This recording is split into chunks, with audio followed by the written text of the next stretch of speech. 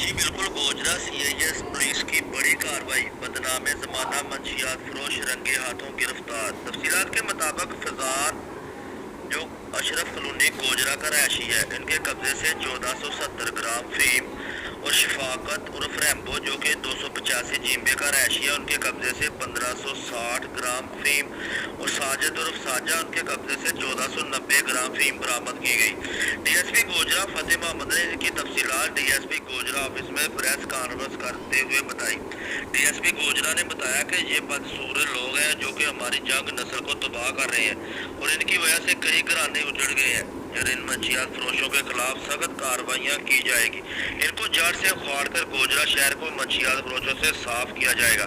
हमें मीडिया और कौम का साथ चाहिए और इन लोगों के खिलाफ हमें निशानदेही करें, हम भरपूर कार्रवाई करेंगे। कार्रवाई करने वाली टीम सीआईए स्टाफ को मुबारकबाद दी गई और उनके लिए नगद इनामात का भी बंदोबस्त किया जाएगा। कैमरामैन आसफ के साथ मनासर सदीक, एहसास न्यूज।